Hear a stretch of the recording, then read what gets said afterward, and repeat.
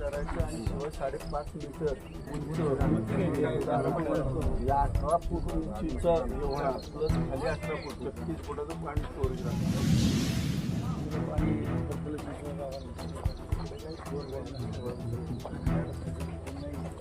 बस इथून फक्त वर कुठं चिटकायची जरा बोराटींना बोलवून घेऊन करा हे बघा तुमचं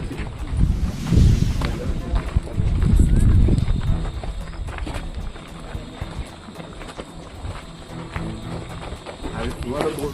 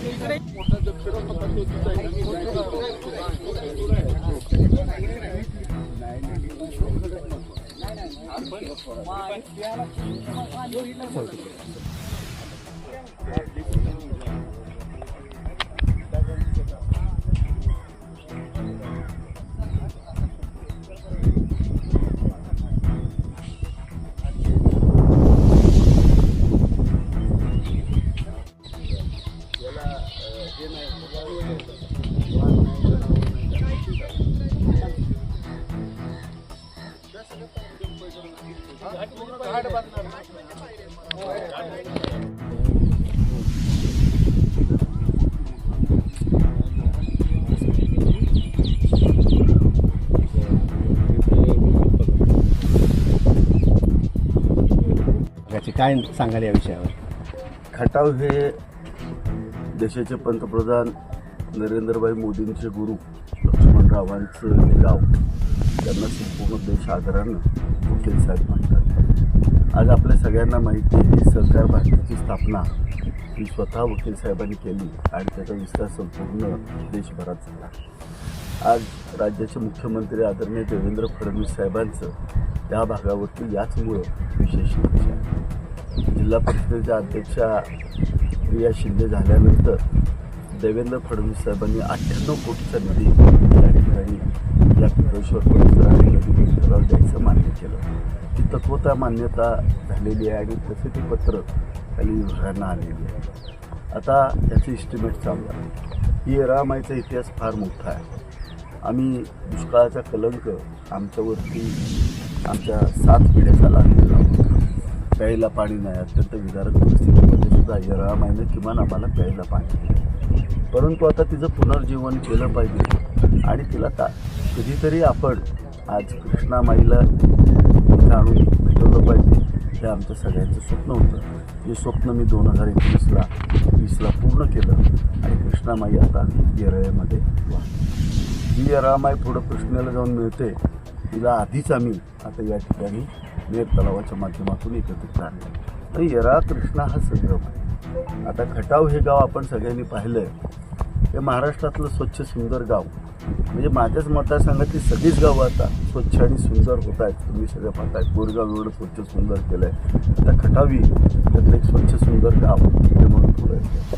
खटावचा नदीचा हा प्रकल्प पिंपळेश्वर विकास जो होणार आहे त्या ठिकाणी लक्ष्मणरावांनी लहानपणी किंवा खूप मोठ्या तत्ववेत्यांनी या ठिकाणी अभ्यास केला. हा पिंपळेश्वराचा निसर्गरम्य परिसर आहे. त्याला खूप मोठा इतिहास आहे. तुम्ही पाहताय पाठीमागच्या बाजूला या ठिकाणी पांडवनकालीन हेमाडपंथी या ठिकाणी हे साधारणतः 2003 सालची ही नागनाथाचं मंदिर आहे आणि इतर जे मंदिर आहेत ती या ठिकाणी त्याचंही पुनर्जीवन या ठिकाणी होणार आहे. सुंदर असा घाट बांधून बोटिंग करण्यासारखा एक सुंदर असा परिसर आणि गार्डन या ठिकाणी होणार आहे.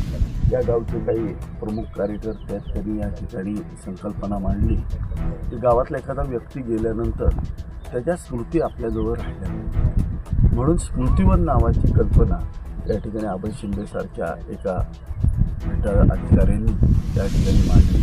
तेही या ठिकाणी आज गाव म्हणून आम्ही इम्प्लिमेंट करतो. या सगळ्या प्रकल्पाला आत्ता मला शासनाचा सगळ्या तुमचा लघु पाटबंधारे विभाग असेल, दीपकसाहेब असतील किंवा आमचे जिल्हा परिषदेचे सगळे अभियंते असतील, ह्या सगळ्यांचा फार मोठा पाठिंबा आहे. आणि तुम्ही पाहताय की आज सगळे अधिकारी मन लावून या प्रोजेक्टवरती काम करतात. मला वाटतं एक स्वच्छ आणि चांगली नदी आपण काही दिवसांनी बघू शकाल. 1.5 किलोमीटरचा वॉटरफ्रंट असणारा हा प्रकल्प आहे. साधारणतः 1.5 किलोमीटरचा एवढा मोठा वॉटरफ्रंट असणाऱ्या नदीमध्ये बोटिंग क्लब या सातारा जिल्ह्यामध्ये तर पाहण्यास आणि ऐकवण्यास कुठं नाही आहे. त्यामुळे एक सुंदर असं पर्यटनाच्या ठिकाणी या ठिकाणी होईल असा विश्वास मला या ठिकाणी वाटतो. साहेब, प्रकल्पाला नेमकं नाव काय दिलं? हा काही नाही, हा खटावचा नदीचा प्रकल्प आहे, म्हणजे गार्डन आहे. त्याला नाव द्यायच्या वेळेला देऊ, आम्ही सगळे बसून गावसोरती बसून देऊ आणि एक सुंदर असे गार्डन स्मृतिवन या ठिकाणी आपण डेव्हलप करतो आणि पाण्याचा प्रकल्प. अध्यक्ष आमदार साहेबांच्या माध्यमातून सहकार्यातून जे हा जो काही विकास होतोय त्याबद्दल काय सांगायला पाहिजे? जेव्हा जिल्हा परिषद अध्यक्ष म्हणून माझी निवड झाली तेव्हा पहिल्यांदाच मुख्यमंत्री साहेबांना भेटायला गेलो तेव्हा ह्याचा प्रस्ताव आम्ही माननीय मुख्यमंत्री देवेंद्रजींना दिलेला होता.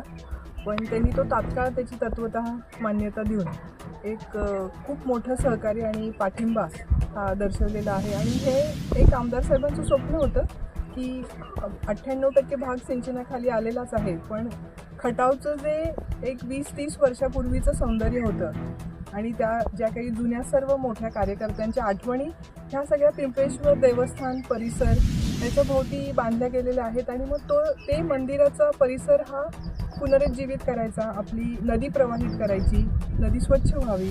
पंचमहाभूतांवर आमदार साहेब आणि आम्ही काम करतोय. तर जी पंचतत्व मधील झालेली आहेत, पृथ्वी, आप, तेज, वायू, आकाश, तर हे आपल्या खटावचं जलतत्व हे शुद्ध व्हावं या पद्धतीनं एक सुंदर घाट, एक पर्यटन क्षेत्र आणि बोटिंग क्लब आणि एक नवचैतन्य या पूर्ण भागाला येईल. आणि पूर्ण काळ बंधारा भरलेल्या स्थितीत असल्यामुळे पूर्ण आपल्या ज्या विहिरी आहेत, बोर आहेत, पाण्याची पातळी वाढेल असा सगळाच एकत्रित विचार हा आहे आणि या पद्धतीनं काम चालू आहे. आणि यासाठी सगळेच आम्ही सर्वच ज्येष्ठ कार्यकर्ते, ज्येष्ठ नेते आमचे सगळ्यांना एकत्रित घेऊन ही पूर्ण संकल्पना आणि त्या पद्धतीनं आर्किटेक्चर त्याची बांधणी असं चालू आहे. Okay, thank you.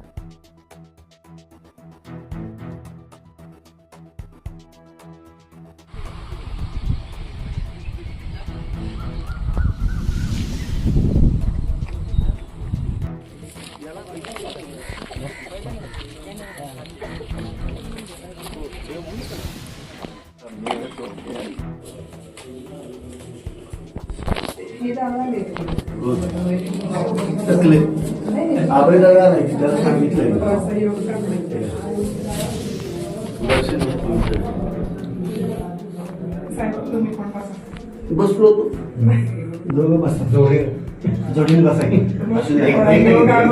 एकदा आज पहिल्यांदा आम्ही एकत्र बघतो.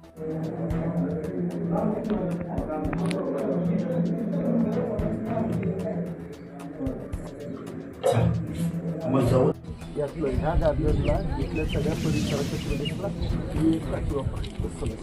इथल्याच प्रोजेक्टला सगळ्या पलीकडे जाणाऱ्या इकडे येणाऱ्या या परिसरात पाणी फक्त ते विहीर कनेक्ट